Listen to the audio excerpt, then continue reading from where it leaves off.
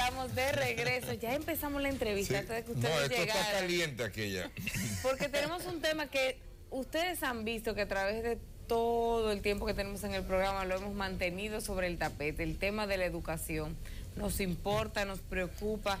Queremos que estas inversiones que costaron tanto que se lograran, este 4% sea llevado al mejor término posible. Y para eso tenemos con nosotras a María Teresa Cabrera de la Coalición por una Educación Digna, también miembro de la ADP. Muy buenos días, ¿cómo estás? Muy bien, muy navideña, María Teresa, ya bueno, lista. Ya estamos en Navidad. Me gusta ese saco, Se parece a uno que tú tienes, ¿cierto? Un apartamento está rifando por ahí. Él no pierde tiempo para su cuña. Teresa, bienvenida. Gracias. Hace pocos días tuvimos en ese mismo asiento al ministro de Educación que nos decía que todo iba muy bien, que la coalición la iba a llamar en los próximos días, que se reuniera con él ante esta queja que había sido emitida de que no se estaban tomando en cuenta las posiciones de la coalición para, sobre todo, la definición del presupuesto, las prioridades de inversión. ¿Cómo está esa situación en el momento? Bueno, lo que ocurre es que sorprendió mucho que el ministro dijera que la coalición había dejado solo al Ministerio de Educación con la ejecución y todo el tema de la gestión educativa.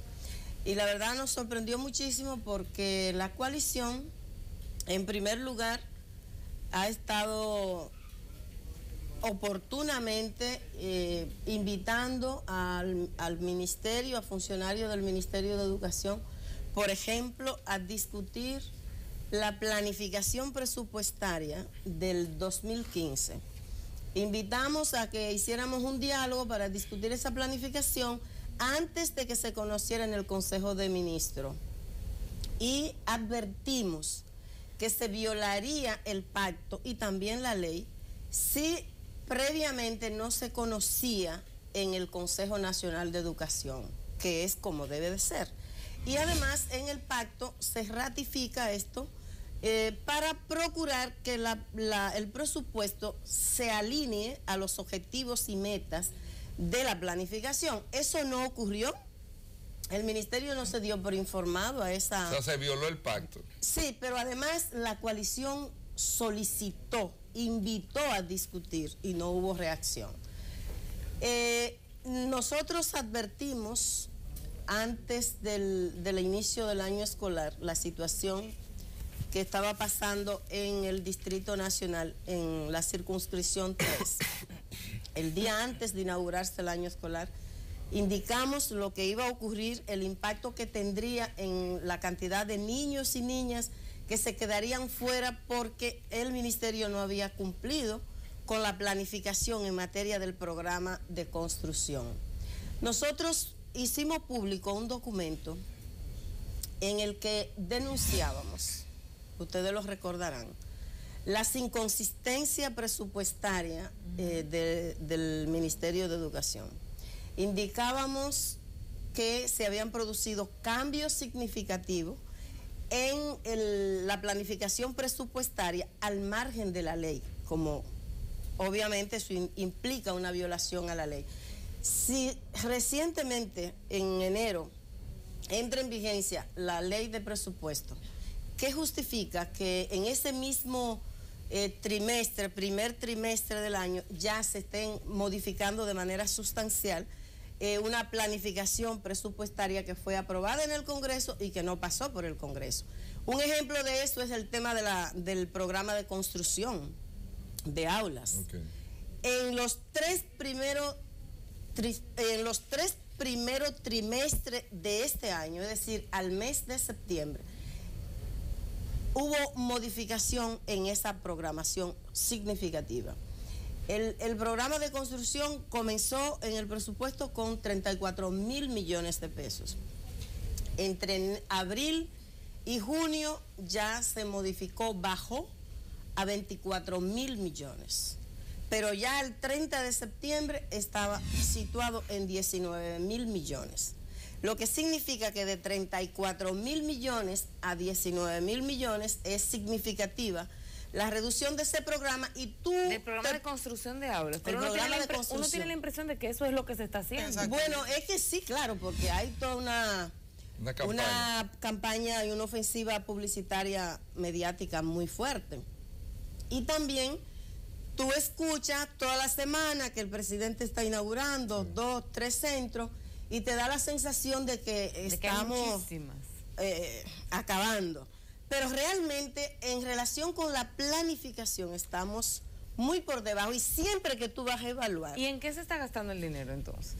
Bueno, eso es otro tema en el que nosotros queremos insistir porque por Él decía que era en nómina, el prácticamente todo.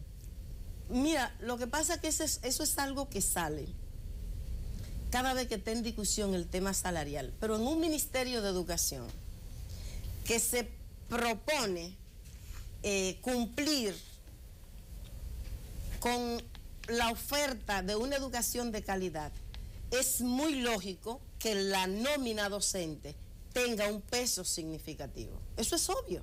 Porque tú no puedes pretender tener... Es una materia prima. Tú no puedes pretender tener, como tenemos, 80 estudiantes en un aula, señores. Eso está pasando en este país. Entonces, si tú no quieres tener 80 estudiantes en un aula, tú tienes que pensar en 3 docentes para esa población. Y eso implica gastar. Pero eso implica cubrir una necesidad fundamental para tú garantizar la oferta educativa. Entonces, lo que es anormal es que, por ejemplo, tú tengas escuelas donde esté igual la cantidad de docentes que de administrativos, pero en la nómina, no porque están ahí. Eso sí es anormal, ¿me entiendes? Entonces, pero que tenga un peso importante, claro que sí. Entonces, quería concluir para indicar que cuando tú tienes una planificación que se ejecuta de manera con tantos cambios que se producen incluso al margen de la ley, tú tienes derecho a preguntarte, a dudar. ¿Se va a cumplir la ejecución presupuestaria, la programación presupuestaria del próximo año? Eso es importante para tú tener la certeza. Y ese ejemplo del programa de construcción me parece a mí que es emblemático. Pero también la coalición denunció la inconsistencia en los registros del MINER y de la Dirección General de Presupuesto. Es importante, no es menor. Cuando la coalición denunció esto, funcionarios del ministerio enviaron un documento a la SEP y nos pareció positivo que reaccionaran. Pero el documento estuvo más orientado a justificar y digamos que a cerrar el diálogo.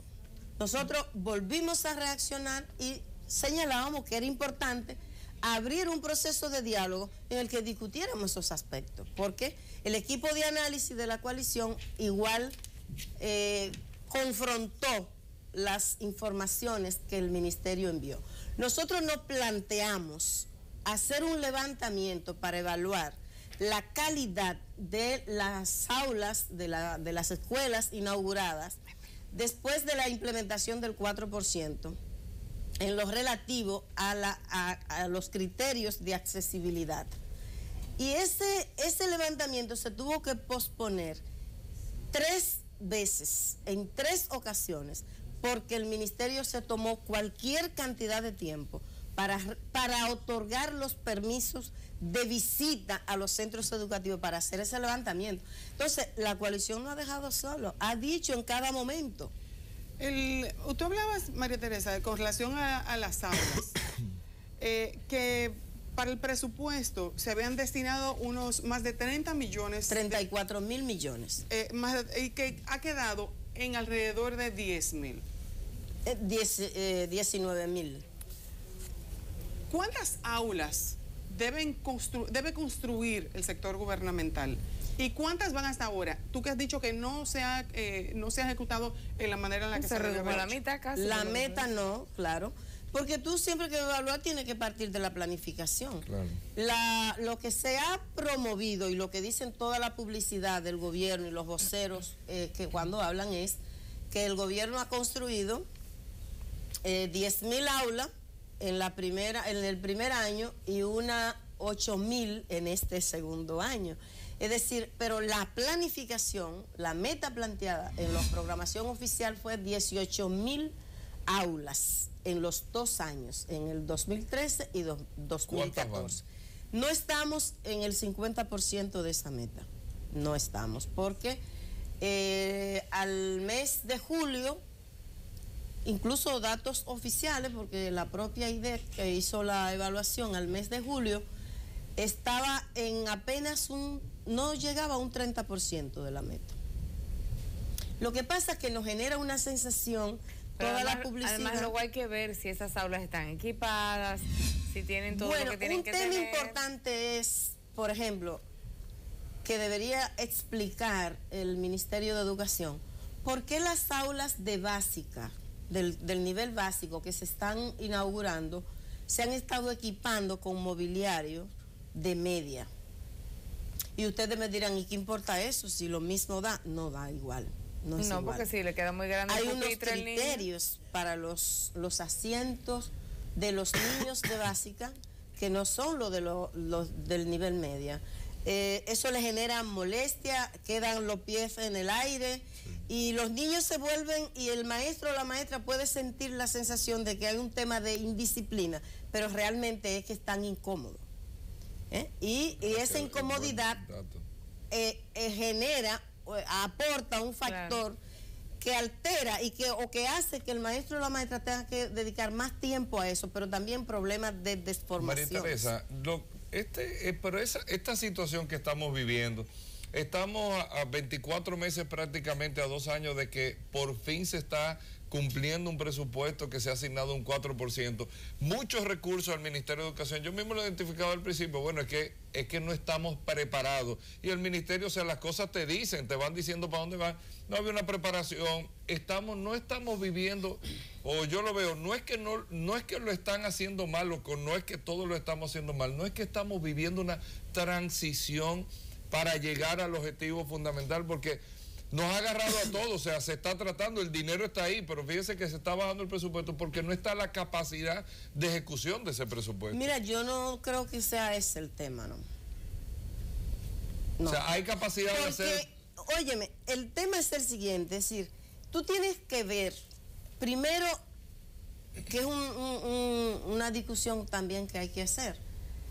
Tú puedes plantear unos montos para determinado programa sin la intención real de ejecutarlo. Eso puede pasar. Porque ¿qué te dice a ti que si tú comienzas un presupuesto en enero, que es el primer mes del año, ya en ese mismo primer trimestre haya producido modificaciones? ¿Planificaste mal? ¿Qué pasa? Pero o sea, eso es una acción consciente. Déjame interpretar. Es decir, bueno, vamos a darle el 4% a la gente en papeles, pero al final le ejecutamos menos. Bueno, eso puede ser. Eso es lo que estamos Tú tienes que analizar también la composición de la fuente del financiamiento. ¿Qué pasa con la fuente interna? ¿Qué proporción es interna? ¿Qué proporción? ¿Cómo crece la proporción interna y cómo se ejecuta? Esos son datos importantes que también te pueden dar certeza de confiabilidad en que se va a ejecutar. ¿Cuánto hemos ejecutado del 4%? En este año, si era un 4% de la educación, ¿cuánto se está ejecutando al final? 30 de septiembre, que es el último dato que nosotros tenemos, se había ejecutado un 63%. O sea, más de un 2%. El año pasado, ustedes recuerdan que llegamos prácticamente al mes número 11 con una ejecución muy baja, sí, y se aceleró en el último mes, lo cual tampoco es bueno, porque debe haber no solo ejecución, sino también calidad de esa ejecución. Claro. Debemos irnos a una pausa, pero cuando regresemos yo quisiera que conversemos un poco sobre esa inquietud que tenemos muchos, de si va a ser una oportunidad perdida el haber recibido estos fondos para luego no utilizarlos de la manera correcta, y un poco de la tanda extendida. No se vayan, que vamos a hablar de eso de inmediato.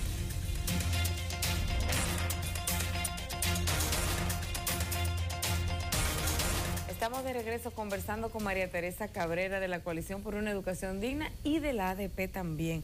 María Teresa, te dejaba una pregunta en el aire.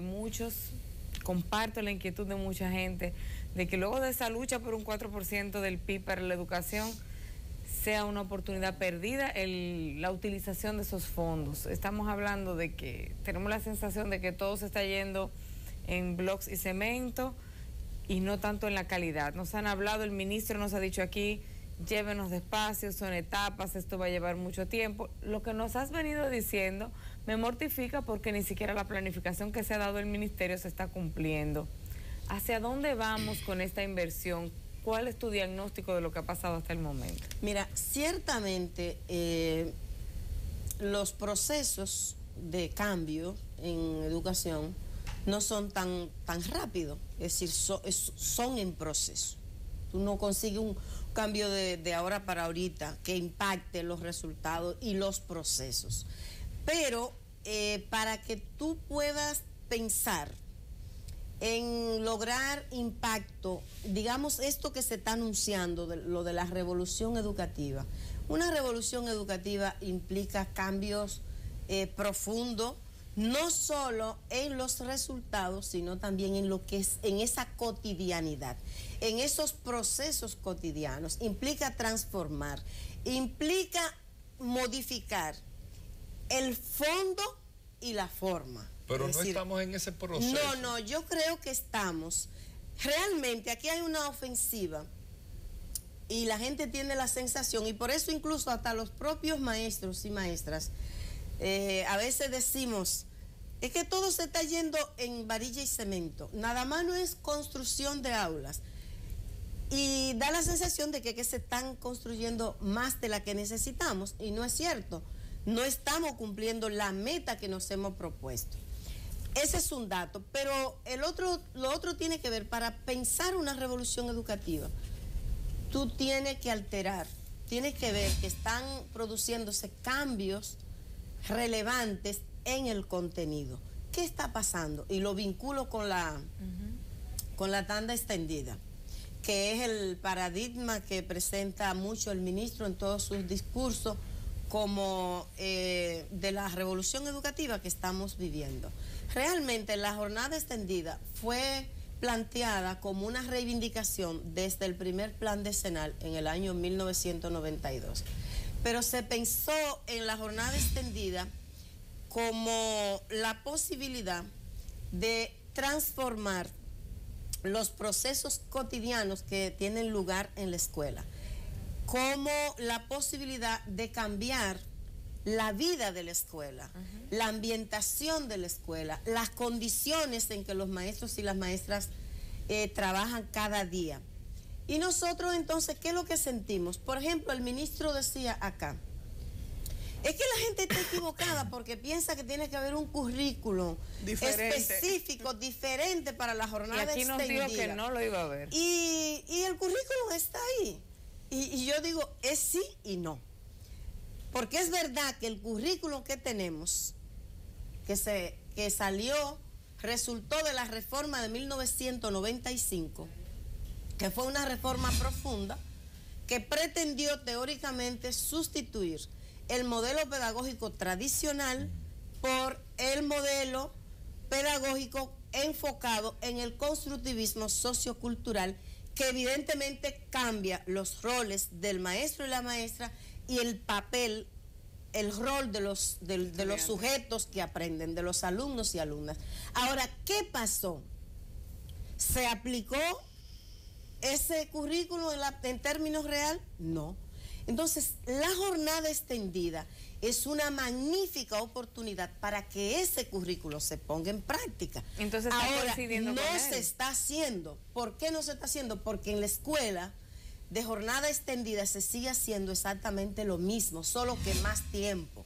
Y lo nuevo es que los alumnos y alumnas almuerzan en la escuela y pasan desde la mañana hasta las 4 de la tarde. Pero eso no es suficiente.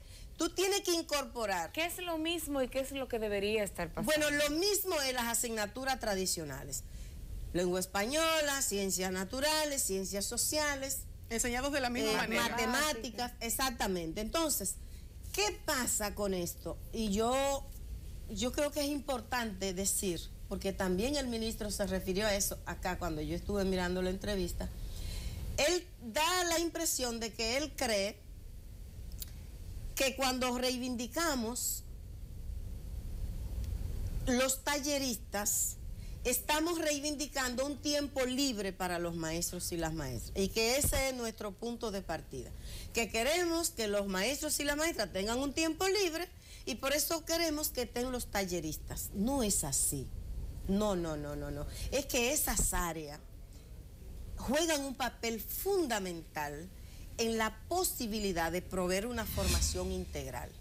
La música, la pintura, el teatro, la educación física en todas sus dimensiones, que es más que el maestro tradicional de deporte. ¿Qué es lo que la clase media alta y alta paga aparte para sus hijos en la tarde? Pero, entonces, pero María Teresa, perdón, pero en otro sistema de educación, el profesor de matemática es el entrenador de deporte a veces, y el profesor de historia... Sí, pero lo forman para eso. Bueno, claro, porque o sea, una si persona yo no que sé, tiene la capacidad para hacerlo. Óyeme, porque educación física y deporte no es lo mismo. La educación física supone educación para la alimentación, educación para la salud, educación para el juego con sentido pedagógico, el juego que construye valores positivos, el valor de la solidaridad, que desarrolla sensibilidad frente al otro y la otra. Es la educación estética. Es la educación, esa posibilidad de formar esa conciencia psicológica, esa conciencia moral que ayuda a establecer diferencia entre lo horrible y lo hermoso. Eso se forma. ¿Los maestros estarían de acuerdo en ser formados para ellos mismos impartir esta asignatura? Lo que ocurre. Si se forman los maestros, el maestro nunca se ha negado a tener la posibilidad de formarse.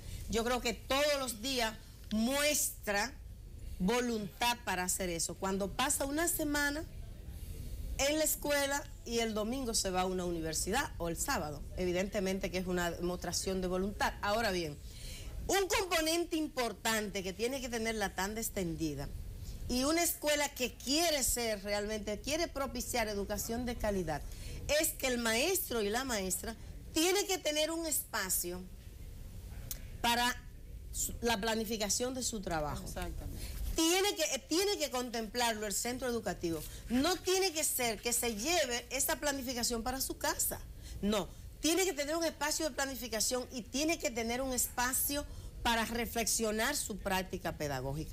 Una práctica que no tiene espacio para la reflexión es muy difícil de transformar. Pero escuchándola, María Teresa, pero ¿qué estamos haciendo con el tema? Aquí estamos inventando con el tema, se ha inventando, viendo todo eso, escuchándola hablar. Pareciera como que no se ha inventado nada. No. Que siguen que estamos inventando, que aquí lo que se está inventando. Vamos a hacer esto, mira a ver lo otro, mientras tanto, vamos a ver cómo va saliendo. Mira, yo desde el principio he dicho en varias oportunidades que sentía que a la jornada extendida había que quitarle presión mediática, propósitos mediáticos y planificarla con fines, pensándola como una estrategia de mejora de la calidad de la educación.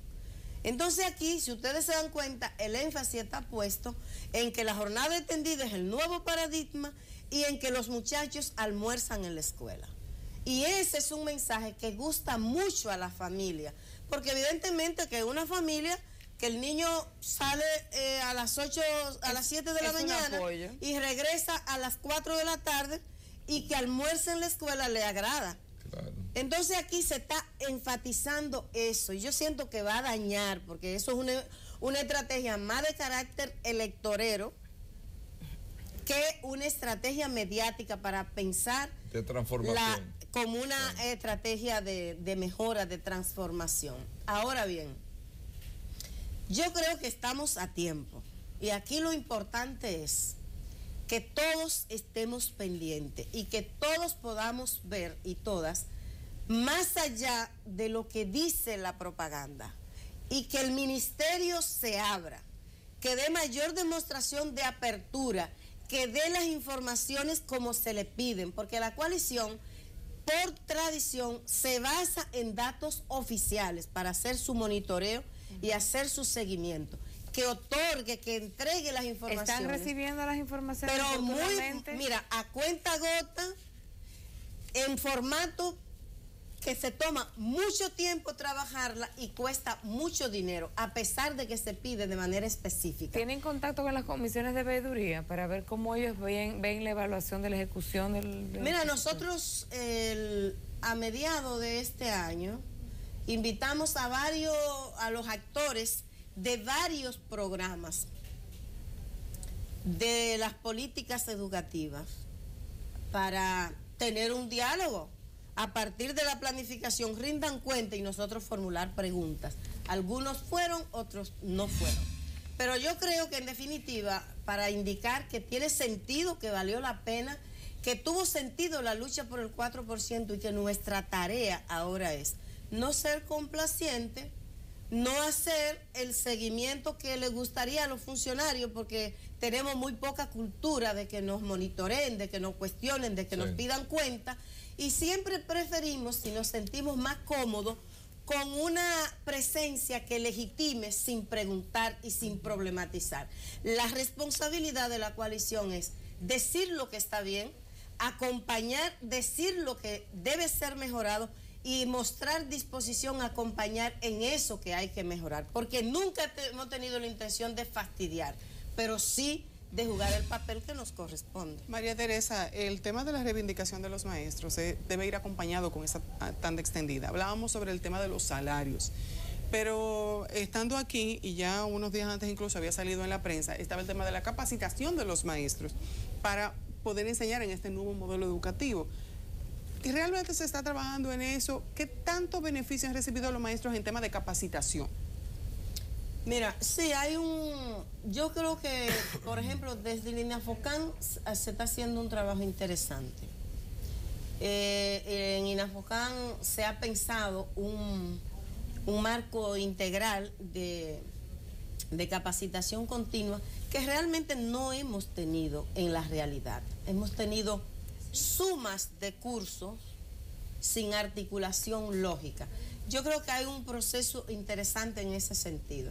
Yo creo que también en esas jornadas de capacitación que desde por lo menos yo he seguido la parte que tiene que ver con básica, es interesante la planificación que hay. Claro, con problemas, porque también a veces los recursos no están cuando tienen que estar. A veces los maestros y las maestras tienen que sacrificarse más. A veces se le dice que se le va a pagar el transporte, que se le va a cubrir tal gasto y da mucha lucha que llegue. Seguimos teniendo maestros y maestras con un año completo, jornada extendida y cobran solo una tanda. Yo creo que el ministerio también tiene que entender que hay unos ejes integrales que tienen que ser atacados para poder tener calidad. Con la burocracia, sin superar la burocracia del Ministerio de Educación, sin superar la opacidad en la ejecución presupuestaria, los procesos administrativos, no vamos a tener avance. Pero María Teresa, el ministro dijo aquí que nunca se habían dado tantos aumentos a los maestros, que los maestros de este país ganan muy bien, y que el debate por el salario, que lo que se está pidiendo de aumento es irracional. ¿Cómo se va a llegar a un acuerdo así? Bueno, qué pena que el ministro diga que es irracional. Nosotros, no sé si ustedes escucharon, bueno, no uso exactamente esa palabra, pero esa es la idea. Profesores y profesoras que le ofertaron a él entregarle su salario de un mes para que él viva ese mes con ese salario. Y yo creo que él no es un extraterrestre. Él es un ser humano de aquí, de esta tierra, que compra en los mismos mercados que compran los maestros y las maestras. Decir que un salario base de 14.300 pesos es una cosa extraordinaria en la República Dominicana de hoy, a mí me parece que es una soberana burla, porque el propio Banco Mundial y el Banco Central ha dicho que el salario real en los últimos 10 años lo que ha hecho es bajar en un 27%. Y tú no tienes que hablar de salario nominal, porque el problema no es cuántos pesos tú recibes, sino qué puedes comprar. ¿Cuántos bienes y servicios puede comprar con ese salario? Y la calidad de la vida. María Teresa, por último, de mi parte, si vamos a definir en el año completo, ¿vamos bien o vamos mal en el tema de educación? Mira, yo creo que haber tenido por segundo año la asignación del 4% es una cosa buena sin ninguna duda. Yo creo que si comparamos con años anteriores, vamos bien. Estamos construyendo aulas. Ahora, nosotros no podemos vivir de la comparación con lo peor. Nosotros tenemos que partir de que tenemos que ganar cultura de respeto a la planificación que nos damos. El presupuesto responde a una planificación. Hay que tratar de cumplir. Hay que tratar de cumplir y evaluar en función no de lo peor que teníamos antes, sino de qué planificación nos dimos. Y en ese sentido creo que tenemos enormes desafíos. Bueno, yo creo que está más que respondida esa inquietud del ministro de que no se podían reunir con ustedes. Está abierta la puerta, de acuerdo a lo que dice María Teresa, y definitivamente si usted convoca, el diálogo se va a dar en enero. Ojalá que sí, que nosotros se lo hemos pedido muchas veces. Ojalá se dé. Que es necesario. Por escrito. Que es necesario. María Teresa, gracias por haber estado aquí temprano. Siempre es un placer. Vamos a una pausa y ya regresamos.